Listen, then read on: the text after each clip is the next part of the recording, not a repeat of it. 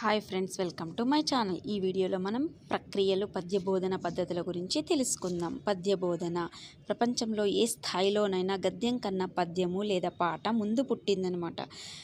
ముద్రణ సౌకర్యం లేని కాలంలో భావితరాలకు మౌఖికంగా భావాలను, అనుభూతులను అందించడానికి పద్యము లేదా పాట అనుకూలం కావడం చేత ఇది చాలా ప్రజాదరణ పొందింది.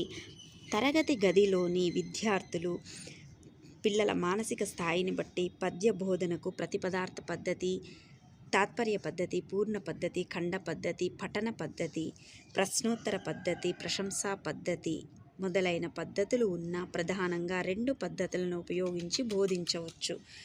అవి పూర్ణ పద్ధతి, ఖండ పద్ధతి. పూర్ణ పద్ధతి పద్యాన్ని మొత్తంగా గ్రహించి బోధించడమే పూర్ణ పద్ధతి. మొత్తం పద్యాన్ని ఏకాంశంగా తీసుకొని దాని భావాన్ని తెలియజేస్తూ పద్యంలోని ప్రతి చిన్న విషయాన్ని సంపూర్ణంగా బోధించాలి.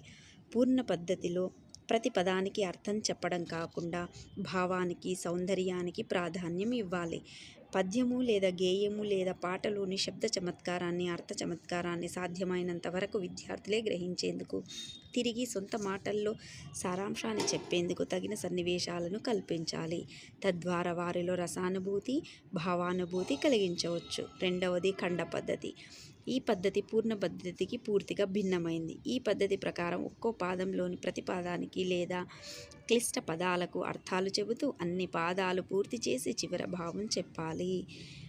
ఈ పద్ధతిలో బోధన జరుగుతున్నప్పుడు విద్యార్థులు శ్రోతల్లాగానే ఉంటారు. ఈ పద్ధతి సంప్రదాయ పద్ధతి.